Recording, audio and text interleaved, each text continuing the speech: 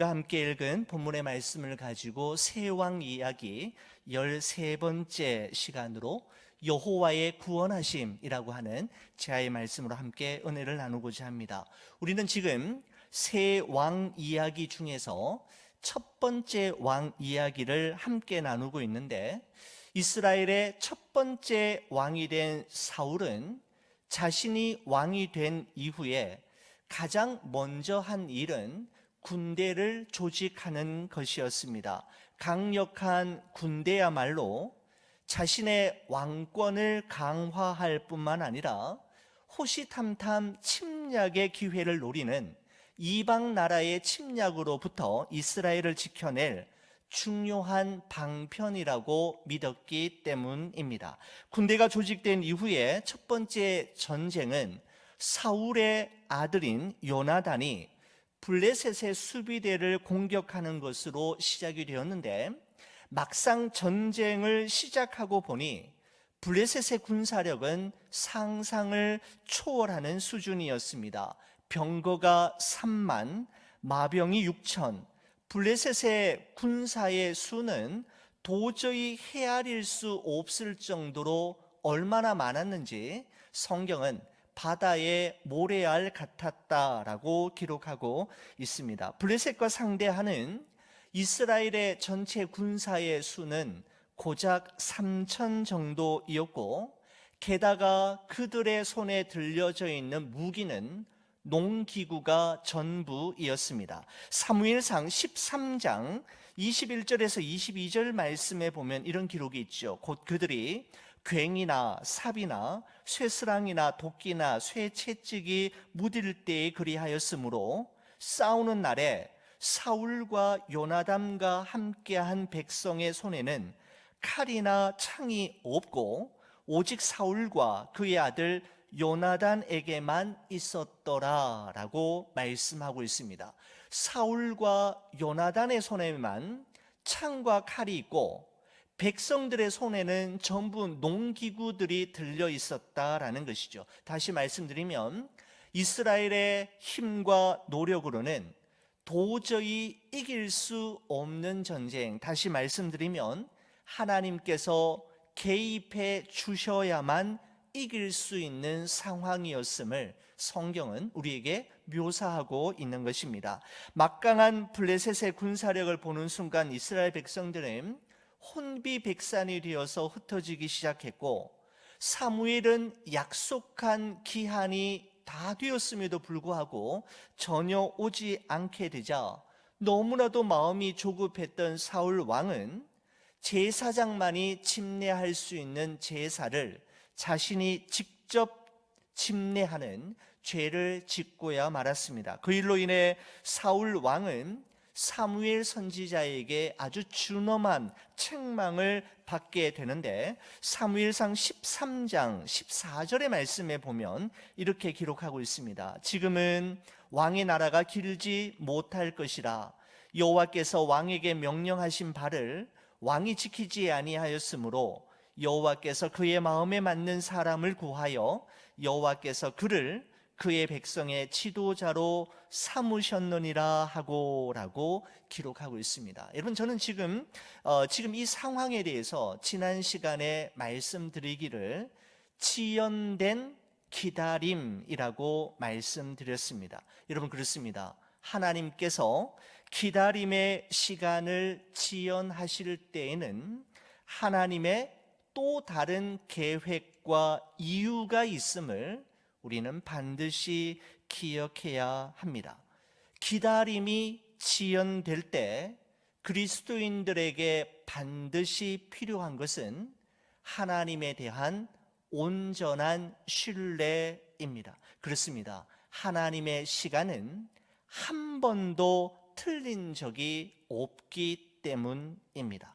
결국 하나님의 정하신 때까지 온전히 기다리지 못했던 사울 왕은 이 사건을 시작으로 해서 내리막길 인생을 걷게 되는 것입니다. 사랑하는 성도 여러분, 주님의 시간에 주님의 뜻이 이루어질 때 우리들의 모든 것은 합력하여 아름다운 결말을 반드시 보게 될 것입니다.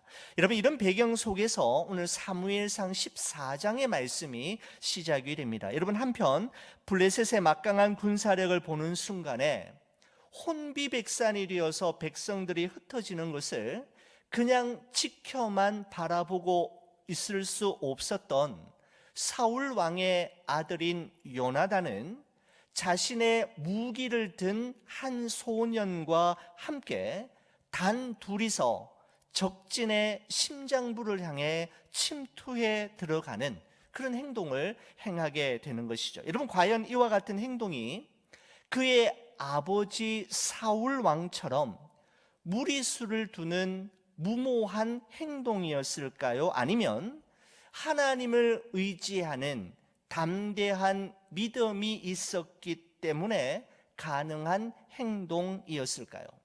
무모한 행동이었습니까? 아니면 믿음을 토대로 한 용기 있는 행동이었습니까? 여러분, 본문 14장 6절은 이와 같은 질문에 대해 다음과 같은 말로 대신 대답하고 있습니다. 14장 6절에 보시면 요나단이 자기의 무기를 든 소년에게 이르되 우리가 이 할례 받지 않은 자들에게로 건너가자. 여호와께서 우리를 위하여 일하실까 하노라. 여호와의 구원은 사람이 많고 적음에 달리지 아니하였느니라 라고 말씀하고 있습니다. 자, 여기서 보시면 우리가 주목해야 될 정말 멋진 신앙 고백이 나오지요. 여호와의 구원은 사람이 많고 적음에 달리지 아니하였느니라. 여러분, 요나단은 사울의 아들이었지만 아버지 사울과는 달랐고, 또한 요나단은 이스라엘 백성과는 사뭇 차별화된 믿음을 소유하고 있는 자이었음에 분명합니다. 여러분, 요나단이 소유했던 그 믿음과 확신은 여호와의 구원하심은 군사의 많고 적음과 무기의 강함과 약함에 달려있는 것이 아니라 하나님의 손에 달려있음을 분명하게 알고 있었던 것입니다. 블레셋은 막강한 자신의 군사력을 자랑했고, 사울 왕과 이스라엘 백성들은 막강한 군사력 앞에 두려워 떨며 혼비백산이 되어 죽을 것만 같은 공포에 휩싸였지만, 요나단은 바로 그 순간에 자기와 함께 하시는 분이 누구인지를 분명히 알고 있었기에 그는 과감하게 블레셋의 심장을 향하여 담대하게 뛰어들어갈 수 있었던 것입니다. 여러분, 요나단이 블레셋 적진 속으로 들어갈 때 했던 말, 여호와의 구원은 사람이 많고 적음에 달리지 아니하였느니라 라고 하는 이 말은 후일에 다윗이 골리앗과 한판 싸움을 벌일 때 했던 말과 유사함을 알 수 있게 됩니다. 여러분, 사무엘상 17장 47절 말씀에 보면 다윗이 이렇게 이야기하죠. 또 여호와의 구원하심이 칼과 창에 있지 아니함을 이 무리에게 알게 하리라.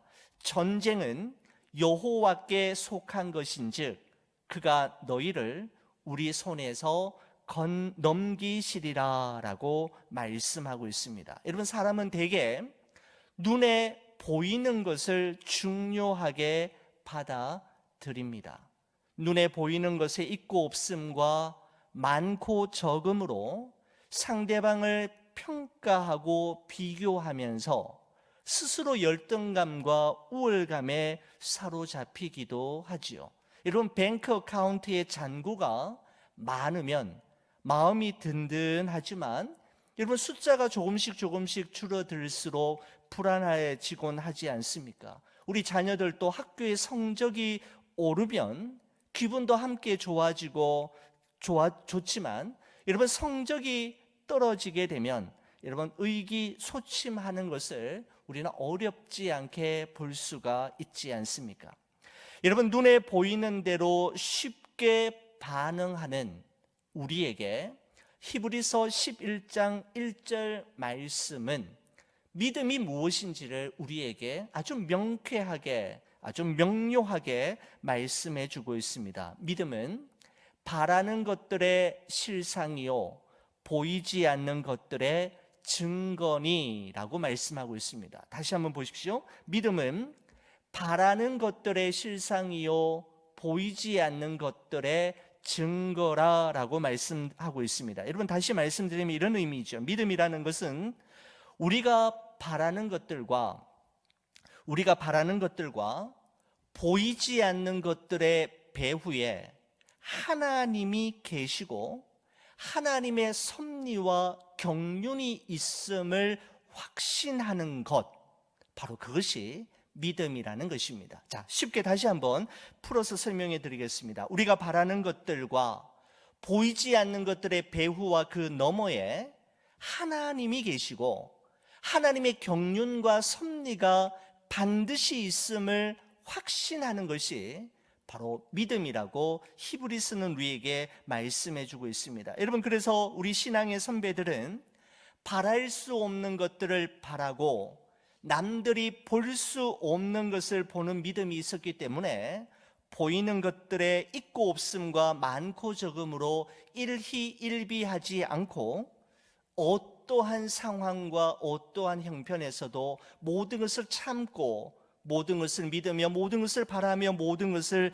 견뎌낼 수가 있었던 것입니다. 바로 믿음이 그와 같은 삶을 가능케 했음을 히브리서는 우리에게 분명하게 말씀하고 있는 것이죠. 여러분, 바로 이러한 믿음의 사람들을 향해 히브리서 11장 2절은 이렇게 말씀합니다. 선진들이 이로써 증거를 얻었느니라. 여러분, 도대체 이 말이 무슨 말입니까? 여러분, 이 말은 이런 의미입니다. 우리보다 앞서 이 세상을 살았던 믿음의 선진들, 즉 믿음의 선배들은 이로써, 즉 이 믿음으로써 증거를 얻었느니라. 그 말은 하나님께 믿음으로써 인정받았다라고 하는 의미입니다. 여러분, 세상 사람들은 다른 사람들을 평가할 때 그 사람의 소유와 경력, 직무, 능력 등을 통해서 그 사람을 평가하지만 여러분, 하나님께서 보시는 것은 우리가 보는 것과 완전히 다르며 매우 단순한데 오직 한 가지입니다.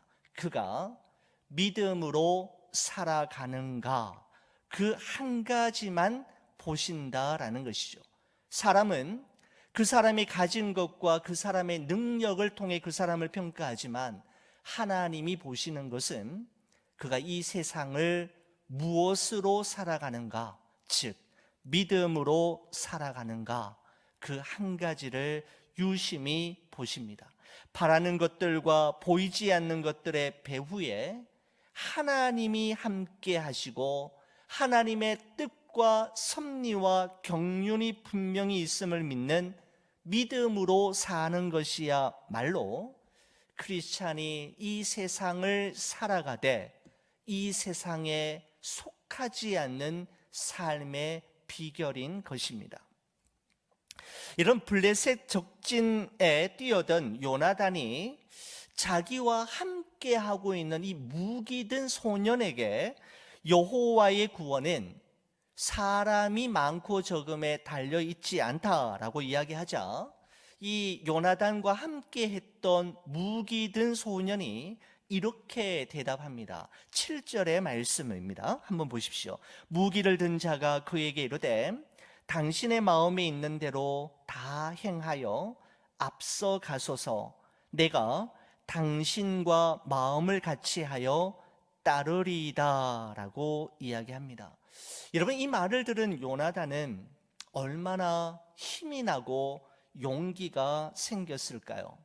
저는 이 말씀을 묵상하면서 모세에게 있었던 아론과 훌이 생각났고 사도 바울에게 있었던 디모데와 에바브로디도가 생각이 났는데, 여러분, 독일의 종교개혁가이었던 마르틴 루터에게는 잔 스타우피츠와 필립 멜랑키톤이라는 자가 있었고 프랑스의 종교개혁가였던 잔 칼빈에게는 윌리엄 파렐과 데오도르 베자라고 하는 친구가 있었습니다.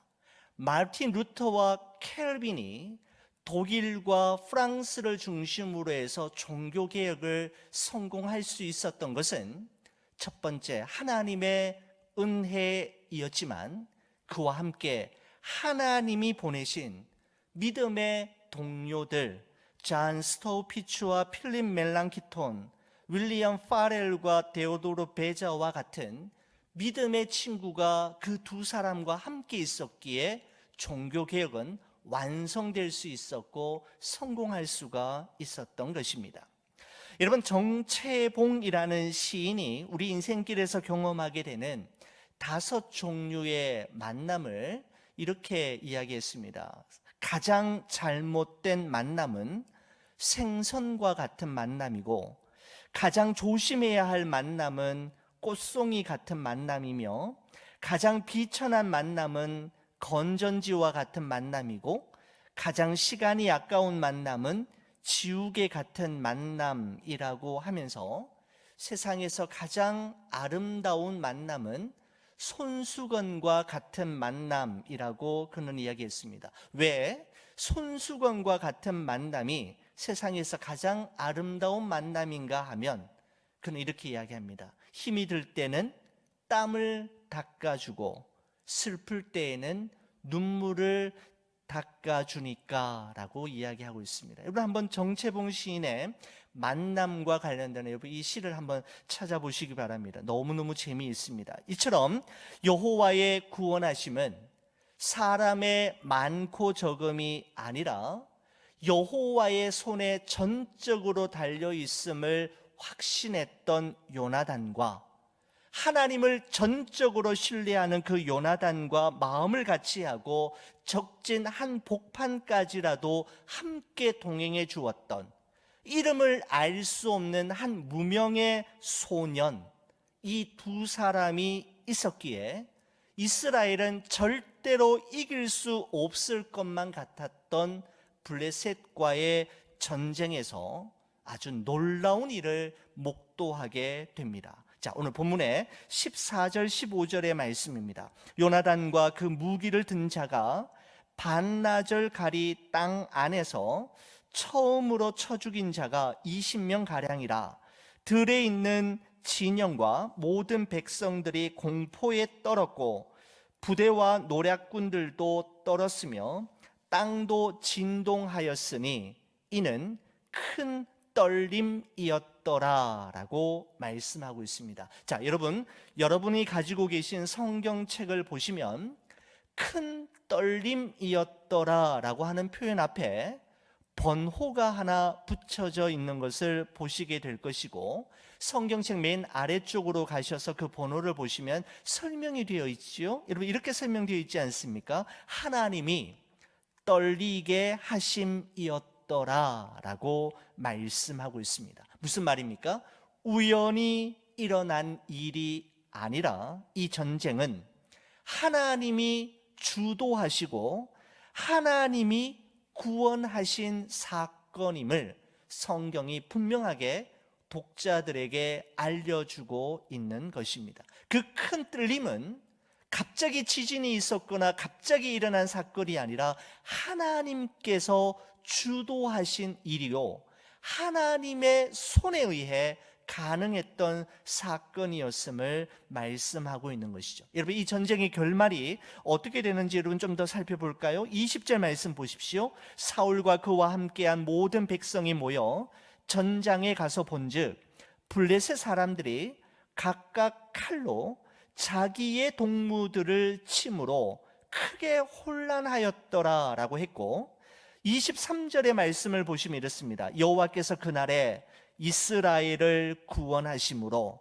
전쟁이 베다웬을 지나니라 라고 말씀하고 있습니다. 하나님께서 절대로 이길 수 없을 것만 같았던 블레셋과의 전쟁에서 승리를 가져오게 하셨음을 말씀하고 있는 것이죠.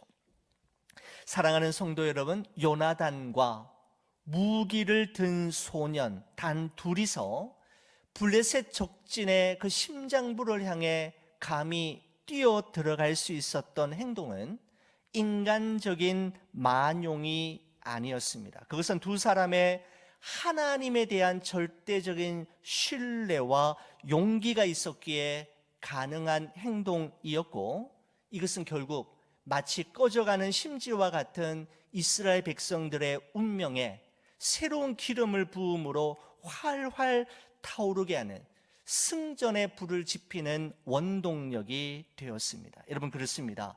그리스도인의 진정한 용기와 담대함은 만군의 여호와 하나님을 의지하고 신뢰하는 바로 신앙에서 나오게 됨을 우리는 말씀을 통해서 깨닫게 되는 것이죠. 여러분, 한 가지만 더 살펴보고 오늘 말씀을 좀 마무리하겠습니다. 여러분, 그 이후에 24절부터 마지막 절까지의 내용은 사울 왕이 또다시 무리수를 두는 지도자의 어리석은 결정과 행동이 기록되어 있는 것을 볼 수가 있습니다. 그러니까 사무엘상 14장의 전반부는 사울의 아들인 요나단이 정말 활약하는 장면이라면, 이 14장의 후반부는 사울 왕이 또다시 실수를 하고 무리수를 두는 무모한 행동을 행하는 것으로 이 사무엘상 14장이 구성이 되어 있는데, 자, 여러분 보십시오. 사울은 아들인 그 요나단의 용감한 행동으로 말미암아 절대로 이길 수 없다고 생각했던 블레셋과의 전쟁에서 승기를 잡았다고 생각했고, 이참에 블레셋을 완전히 물리치기 위해 이스라엘 백성들로 하여금 블레셋과의 전쟁이 끝날 때까지 아무 음식도 먹지 못하도록 금식을 명령합니다. 게다가 이 금식 명령을 어기면 어느 누구도 예외 없이 저주를 받을 것이라고 극단적인 선포를 하게 되는 것이죠. 여러분, 그래서 25절 26절의 말씀을 보면 이렇습니다. 그들이 다 숲으로 들어간즉 땅에 꿀이 있더라. 백성이 숲으로 들어갈 때에 꿀이 흐르는 것을 보고도 그들의 맹세를 두려워하여 손을 그 입에 대는 자가 없었으나 라고 말씀하고 있습니다. 이런 바로 블레셋과 육탄전을 벌이면서 적과 치열하게 싸워야만 하는 병사들이 금식을 하게 된다면, 여러분 도대체 무슨 힘으로 싸울 수 있겠습니까? 옆에 꿀이 넘쳐 흐르는 것을 보면서도 왕의 명령과 저주가 무서워서 이스라엘 백성들은 하루 종일 아무것도 먹지 못하고 전쟁을 치루어야만 했던 것입니다. 여러분, 그래서 오늘 본문의 말씀에 보면 정말 자주 등장하는 표현을 하나 발견할 수가 있는데, 그것은 뭐냐면 백성들이 피곤하였다라고 하는 참 독특한 표현을 쓰고 있는 것을 보게 됩니다. 자, 여러분 24절 첫 부분에 보십시오. 이날에 이스라엘 백성들이 피곤하였으니 라고 되어 있죠. 28절 가장 마지막 부분에 보시면 이렇게 되어 있습니다. 그러므로 백성이 피곤하였나이다 하니 라고 되어 있습니다. 여러분, 그리고 31절 마지막 부분에도 보면 그들이 심히 피곤한지라 라고 되어 있습니다. 백성들이, 군사들이 하루 종일 블레셋과 육탄전을 벌이는데 아무것도 먹지 못하도록 명령함으로 말미암아 싸움은 싸우지만 그들이 너무너무 피곤하고 지치게 되었노라고 이야기하고 있는 것이죠. 바로 지도자의 무리수를 두는 무모한 행동이 바로 백성들로 하여금 심히 지치고 피곤하게 만들었음을 이야기합니다. 여러분, 제가 이 말씀을 묵상하면서 여러분 이런 에피소드가 생각이 났습니다. 제가 신학대학원에 입학하기 전, 그러니까 1996년이었습니다. 여러분, 그때 몇 명의 청년들과 함께 아프리카의 소말리아라고 하는 곳에 단기 선교 여행을 다녀온 적이 있습니다. 여러분, 아프리카 지도를 보시면 소말리아가 어디에 위치하느냐 하면 아프리카 동부에 콧불소의 그 뿔처럼 톡 튀어나와 있는 부분이 있습니다. 바로 거기가 여러분 그 이제 소말리아인데, 여러분 소말리아는 인도양, 거대한 인도양과 접해 있기 때문에 인도양 바다에는 어마어마한 생선들이 이렇게 살아가고 있는 것이죠. 여러분, 그런데 소말리아 사람은 대부분의 사람들이 굶어서 죽습니다. 왜냐하면 그들은 생선을 먹을 수 없기 때문입니다. 99.9%가 이슬람교를 믿는 무슬림임을 자랑하는 그들 나라에서는 그들의 경전인 코란에 비늘이 있는 생선을 먹지 말라라고 하는 율법 조항 때문에 인도양에 넘쳐나는 생선이 있지만 그저 물끄러미 바라볼 뿐 그 생선을 먹을 수가 없는 것입니다. 여러분, 제가 갔을 때만 해도 소말리아는 부족 간의 내전으로 수많은 민간인들이 처참하게 죽어서 길거리에 내뒹굴어져 있는 것을 볼 수 있었고, 정말 먹을 것이 없어서 배가 불룩하게 튀어나와 있는 정말 많은 어린이들과 여인들과 젊은이들이 배가 불룩 올챙이 배처럼 튀어나온 상태에서 이렇게 시선의 초점을 잃어버린 채 벽에 기대어 주저앉아 있는 모습들을 볼 수가 있었습니다. 바로 종교가 금하고 있는 율법 조항들과 지도자들의 부정부패로 인해 백성들은 심히 지쳐 있었고 피곤해 있는 그들의 모습을 보며 정말 많이 눈물을 흘렸던 기억이 오늘 이 본문의 말씀을 보면서 생각이 났습니다. 여러분, 요나단의 믿음과 용기 있는 행동은 이스라엘 백성들에게 힘과 용기와 소망을 주었고 사기를 북돋아 주었지만, 사울 왕의 어처구니 없는 결정과 무리수를 두는 무모한 행동은 이스라엘 백성들을 아주 피곤하고 지치게 만들었을 뿐만 아니라 백성들로 하여금 하나님의 율법을 보다 적극적으로 어기게 만드는 결과를 낳게 되었습니다. 자, 31절 32절 말씀을 보십시오. 그날에 백성이 믹마스에서부터 아얄론에 이르기까지 블레셋 사람들을 쳤으므로 그들이 심히 피곤한지라 백성이 이에 탈취한 물건에 달려가서 양과 소와 송아지들을 끌어다가 그것을 땅에서 잡아 핏째 먹었더니라고 말씀하고 있습니다. 얼마나 배가 고팠든지 양과 소와 송아지를 보자마자 그저 막 달려들어서 짐승들처럼 피나는 그 고기를 그냥 막 뜯어 먹었다라는 것이죠.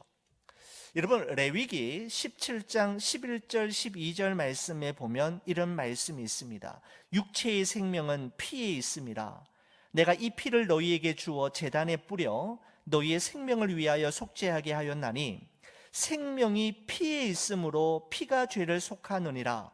그러므로 내가 이스라엘 자손에게 말하기를 너희 중에 아무도 피를 먹지 말며 너희 중에 거류하는 거류민이라도 피를 먹지 말라 하였나니라고 말씀하고 있습니다. 바로 사울 왕은 이스라엘 백성들로 하여금 하나님의 율법을 적극적으로 범하게 하는 일에 사용되었던 것을 볼 수가 있는 것이죠.